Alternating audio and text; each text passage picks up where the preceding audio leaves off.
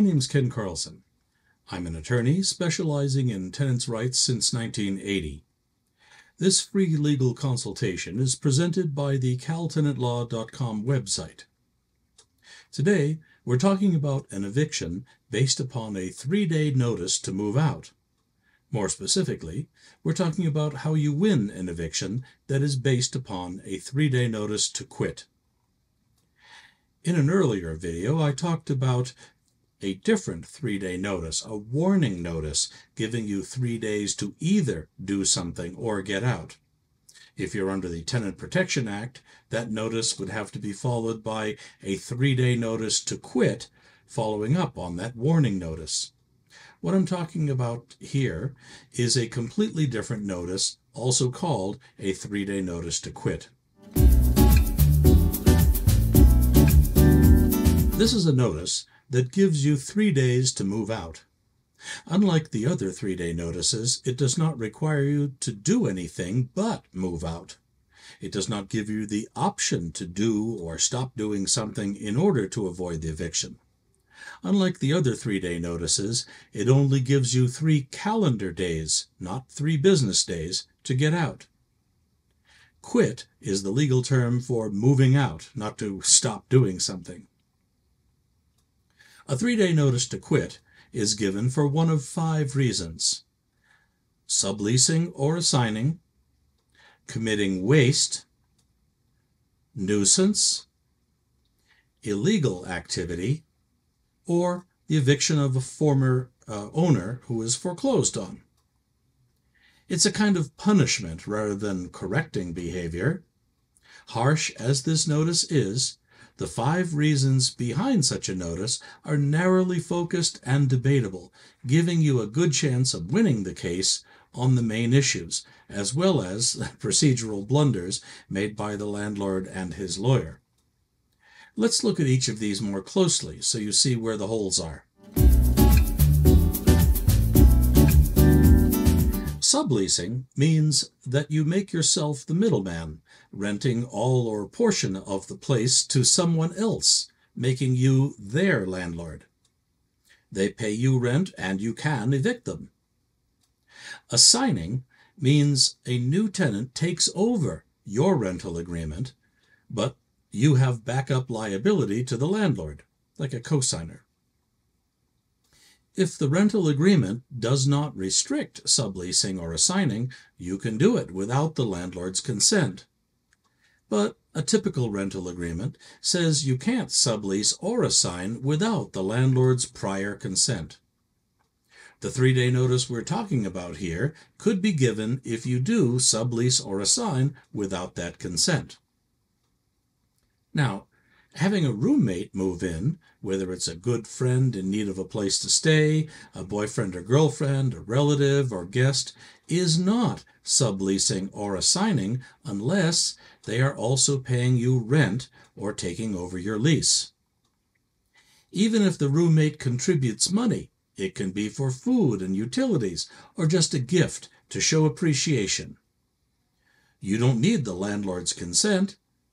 How could the landlord ever prove that the roommate is a subtenant? You win your case. Your roommate is not a subtenant, just a guest.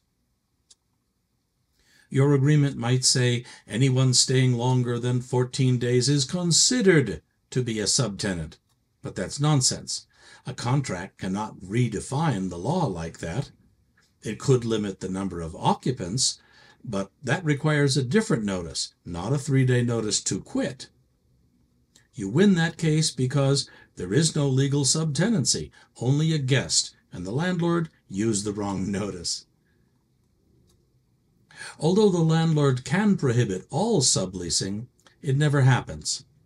The agreement requires the landlord's consent, and the law says that his consent cannot be unreasonably withheld. If you qualify to pay the rent by yourself, the credit score or financial ability of your subtenant doesn't weaken your chances of paying, and by having that extra income, it actually increases your ability to pay. If additional wear and tear or increased usage of utilities included with the rent are the issue, some nominal increase in the rent could be a valid condition, like $5 or $10 more per month. Having the subtenant included as a co-tenant with you is unreasonable, because you want to be able to remove the person if the need arises, like they aren't paying their share. You can move the subtenant in first and then negotiate the terms, which might include an increase in rent as a condition, but the consent cannot be unreasonably withheld. The landlord's obligation to act with good faith and fair dealing weighs heavily on his decision to permit subleasing. If you're evicted for subleasing, but the landlord unreasonably withheld consent, you win the case, because he can't do that. Even though this type of 3-day notice does not consider the tenant moving out within 3 days to fix the problem, that can be done. Your sublease might even include that the subtenant must be out if a 3-day notice is given like that. Or you could put them up in a hotel and temporarily locate them until they find another place. The point is that if the breach can be resolved, the notice should be a 3-day notice to perform covenant or quit, not just a 3-day notice to quit. You can win because the landlord did not give you the right notice and a chance to remove the subtenant. If the landlord knew that you were subleasing without his consent, but continued to accept rent as normal without objection, he legally waived that consent requirement of the lease. So what? Printed contracts contain all kinds of unimportant words, and the landlord may not care if you sublease, so long as there are no problems. By waiving that provision, he leads you to believe that you may continue doing so. However, if you complain about uninhabitable conditions or otherwise assert your rights, he may suddenly use that subleasing part of the lease to evict you by this 3-day notice to disguise his illegal retaliatory intent. You should win the case because he waived his objection to subleasing. Finally, the landlord may have actually given his consent to your subleasing but forgot about it. It could have been in a phone call, email, text, or in person, in a conversation. Maybe it wasn't written, but as the rental agreement required. But in fairness, it is what he said, and he should be bound by it. It might have been implied, like when you said COVID hurt your income, so would it be okay to take on a roommate to help make sure the rent would be paid in full? And he said, okay, because he wanted the full rent. If he did give consent, even if he didn't remember it, or it wasn't in writing, you should win that case because you did get consent, as you understood what he said. Waste is a legal term meaning permanent damage to the property or a substantial reduction in the market value. But it never happens. If you damage the property, but it's repairable, it's not waste, and the 3-day notice to quit cannot be used. It's hard to imagine what a tenant could do to substantially reduce the market value other than burn it down or blow it up. But if you did that, you'd be evicting yourself, wouldn't you? If the 3-day notice for waste is given to you for causing a repairable damage in a notice like this, you win, because it's not irreparable. Out of all the reasons that the 3-day notice to quit is given, claims of nuisance are by far the most common. To be a nuisance, the activity must be hazardous to health, offensive to the senses, or block movement. So what would that be? Well, racing around the building parking lot would be hazardous to health, but barbecuing is not hazardous to health. Making loud noises when neighbors are trying to sleep would be offensive to the sense of hearing, but not watching TV at normal volume during the day that bothers a neighbor with extra sensitive hearing. Putting potted plants in the exterior hallway that prevents neighbors from getting to the stairs would qualify as as a violation, but having them against the wall so as to allow free passage does not. The complexity of life prevents any exact definition in any given instance. It's really just up to the jury. Resident managers like to say that you're a nuisance because you keep asking for repairs while they're watching TV. They may say you're a nuisance because you yell at them for not fixing things. But nuisance is not about personal annoyance. It's limited to health, senses, and movement, period. If their reason for evicting you for nuisance is just the manager's annoyance of you, you win. The law recognizes normal life and that minor annoyances do exist, but it doesn't make the claim so open-ended that the courts are flooded with petty disputes. Therefore, to qualify as a nuisance, what you're accused of doing has to be so excessive, unreasonable, and unusual that it is inexcusable, and it has to have caused some great and actual harm. What could you have done that fits within that definition?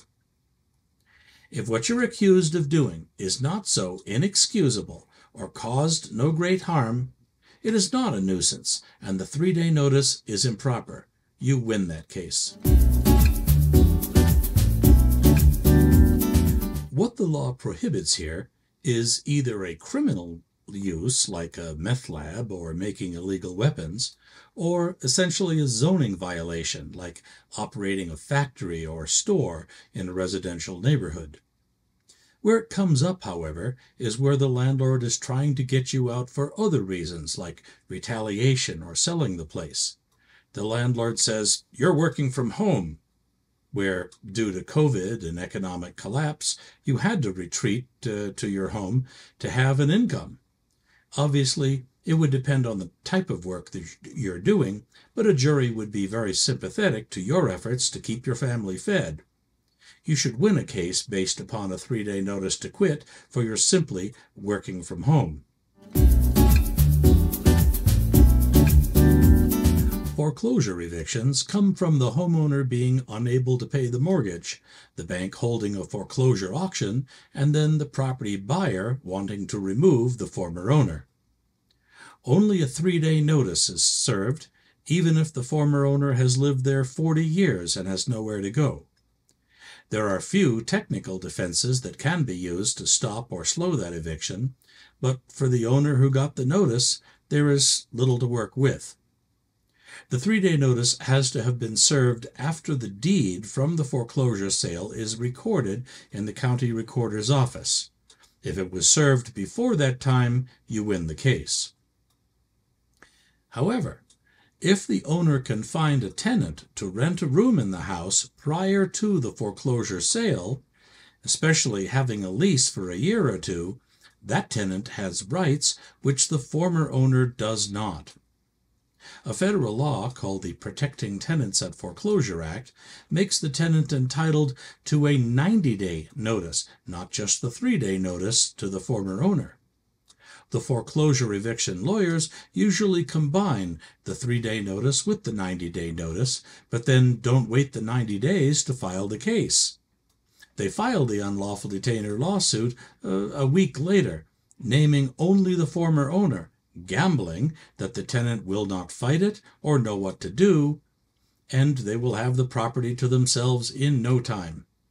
If you are the tenant in a case like that, you win the case because they didn't wait at least 90 days before filing the case. Now, if you have an unexpired lease, the 90-day notice cannot be given unless the foreclosure buyer is or has someone ready to move into the house as their primary home. In reality, that never happens, because the real reason they want everyone out is to make improvements to the house and turn the property over to the real estate broker empty and easy to show. They won't even accept rent from the tenant. In a case like that, it's the tenant who keeps the landlord from being evicted by fighting the eviction under that federal law. Those kinds of cases can literally go on for years, during which the former owner and tenant stay in possession free. If you're involved in this kind of situation, get yourself in position and you win the case. There is another consultation about foreclosure evictions that goes into greater detail. Like the other eviction notices, the 3-day notice has to be given to the named defendant properly. It's called service of the notice. It has to be handed to the defendant in person, or, if an attempt at personal delivery was first made unsuccessfully, the notice can be handed to some other adult there and mailed, or posted on the door and mailed. If the notice was just posted on the door without an attempt at personal service first being made, you win the case, because the notice was not properly done. Once the notice expires, the unlawful detainer lawsuit must be filed to get the decision of the judge or jury whether the eviction was proper. That process can go on for a long time if you do it right. There is another consultation about the eviction process which goes into greater detail about that. The landlord cannot simply throw you out when the notice expires, even if they threaten to do that. If you call the police will side with you. It's a civil matter, and the landlord must go through the eviction case and win. If he has you as an opponent, and you have one or more defenses that I described here, those chances of winning are not looking good for him. Where you stand strong and are prepared for trial, you have an excellent chance of a settlement on terms that favor you. They can give up any amount they claimed against you and even pay you to go, sealing the case so you have no bad credit or blacklisting from it, and give you plenty of time to move. If they push it but lose the case, you can sue the landlord and their lawyer for malicious prosecution and everything else. Here, it's nice to know from this video that you'll probably win, and with that confidence, stay strong to the end and win against that arrogant SOB of a landlord. But that's not all that's going on here. You found the courage within yourself to stand up for your rights against a bully who's just a grown-up, spoiled brat accustomed to getting his way. You learned that you do have rights, but only if you're ready to fight for them. You learned that at critical points of your life, you can take control, and by doing it right, achieve what you're entitled to and more. You found a new you. Enjoy that.